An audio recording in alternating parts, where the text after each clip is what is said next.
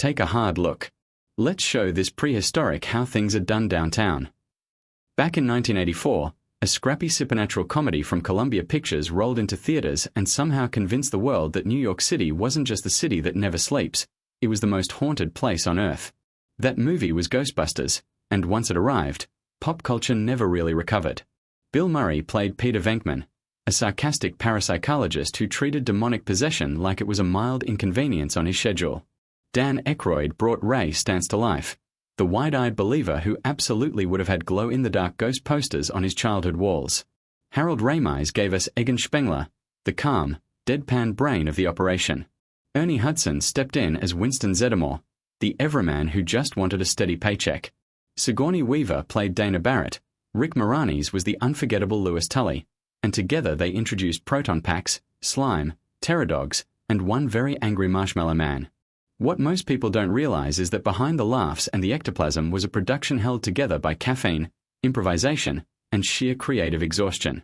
Today, we are diving into 15 weird facts about Ghostbusters.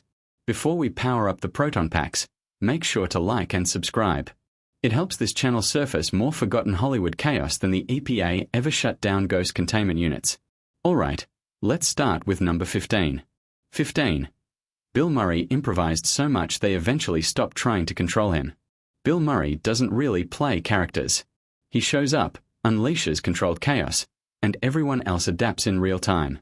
Ghostbusters is where that reputation truly solidified. Peter Venkman was written to be witty and sarcastic. Murray took one look at that and turned him into a walking improved engine. The studio tried boundaries. The script tried structure. Neither stood a chance. Some of the most famous lines were never written. We came, we saw, we kicked its ass. Murray delivered multiple versions, and the editors simply couldn't ignore it. He's an ugly little spud, isn't he? Completely improvised while reacting to Slimer. Sorry you and I didn't get more time to chat. A throwaway line that perfectly captures Venkman's ego in 7 words. You can actually see Dan Aykroyd and Harold Ramis fighting to stay in character during some scenes. Murray's improved wasn't just funny, it defined the tone of the entire film. Without it, Ghostbusters would feel stiff and overly scripted. Nobody wanted that. 14. The original movie was supposed to take place in space. Dan Aykroyd's first draft, titled Ghost Smashers, wasn't set in New York at all. It was a full-blown science fiction epic set in the future, featuring an interdimensional ghost hunting team bouncing between planets, timelines, and alternate realities like paranormal Uber drivers. The Stay Puft Marshmallow Man wasn't even special, just one of many giant monsters roaming around. There was also an illegal ghost containment facility that exploded and created a 25-kilometer sinkhole. Ivan Reitman loved the imagination but asked a very practical question. Do you have $200 million? This was 1983. A budget like that might as well have been the GDP of a small country. So Reitman made a bold suggestion. Move the story to modern-day New York and make it about starting a paranormal small business. Rent problems. Angry customers. A ghost trashing a hotel ballroom. Harold Ramis reshaped the script, grounded the characters, and kept the paranormal mythology intact. Suddenly, the film was cheaper, funnier, and more relatable. The massive sci-fi epic became one of the most beloved New York comedies of the 1980s. 13. Ivan Reitman convinced Columbia to approve an almost impossible budget. Once the script was locked, the real challenge began, convincing Columbia Pictures to pay for it. When Chairman Frank Price asked how much it would cost, Reitman calmly answered, $25 to $30 million. For a comedy, that was outrageous. It was nearly 3 times the budget of Stripes. Shockingly, Price agreed. The moment the green light was given, everything went into overdrive. Aykroyd and Ramis refined the script while effects teams designed proton packs, traps, ghosts, and the Marshmallow Man from scratch. A full special effects pipeline was built in real time for what became the most expensive comedy ever approved. The gamble worked. Ghostbusters became the highest-grossing comedy of its era. Sometimes the best producing trick is simply knowing how much to ask for, and having the nerve to ask. 12. Dan Aykroyd's family history made the paranormal feel real. The strange confidence of Ghostbusters jargon isn't accidental. Dan Aykroyd grew up immersed in paranormal culture. His great-grandfather was a documented spiritualist. His father wrote a book on ghosts. The family hosted seances. While other kids grew up with bedtime stories, Aykroyd grew up with Ouija boards and discussions about ectoplasm. That's why the pseudoscience sounds so convincing. And here's the twist. Zool and Gozer weren't pulled from real mythology. Aykroyd invented them. He just made them sound ancient enough that everyone assumed they were real. The movie didn't just show ghosts. It sold an entire paranormal history that never existed, and audiences bought every word. 11. The library ghost was originally far too terrifying. The opening library scene wasn't always a quick scare. The original design, created by legendary horror artist Bernie Wrightson, was horrifying.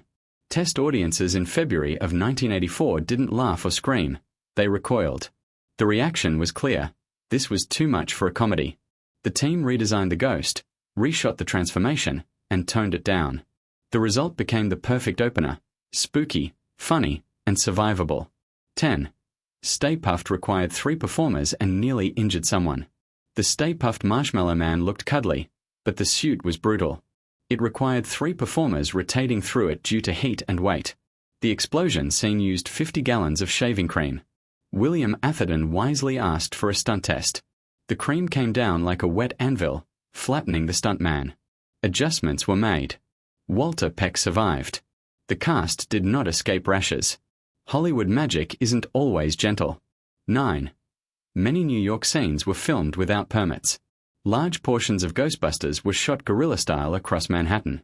Rockefeller Center, Chinatown, even near the United Nations, no permits. Security guards chased the crew. Locals heckled the actors. One street preacher was paid to stop shouting. Bill Murray regularly entertained crowds between takes just to keep filming possible. That chaos is why New York feels alive in the movie. 8. Proton packs nearly destroyed the cast's backs. The hero proton packs weighed 30 to 35 pounds, with some pushing 50 pounds. Early on, there were no lightweight versions. Bill Murray called it miserable. Dan Aykroyd quietly agreed, which says everything. Eventually, rubber stunt packs were created. Decades later, the 2016 reboot added special chairs so actors could sit without collapsing. 7. Winston Zeddemore was originally a much bigger role. Ernie Hudson's original script gave Winston a full backstory as a former Air Force demolitions expert. Then, the night before filming, the script was slashed. Winston didn't appear until page 68. The studio focused on the established SNL trio. Despite this, Hudson turned Winston into a fan favorite: grounded, relatable, and essential. 6. The theme song caused a legal war. Ray Parker Jr.'s song hit #1 in 1984 and stayed there for 3 weeks. But Huey Lewis noticed similarities to I Want a New Drug. A lawsuit followed in 1985, settling for an estimated $5 million. When Lewis later mentioned it publicly, Parker sued again, and won. The song remains legendary. 5. The title Ghostbusters had to be bought. Filmation owned the name Ghostbusters from a 1975 kids show featuring a gorilla. Columbia paid $500,000 plus profits. When both studios launched cartoons, Columbia labeled "There's the real Ghostbusters," a wonderfully petty solution. 4. The film helped create the PG-13 rating. In 1984, Ghostbusters was rated PG, despite demons, terror dogs, and possession scenes. Along with Gremlins and Temple of Doom, it pushed the MPAA to create PG-13 on July 1, 1984. 3. The franchise refuses to stay dead.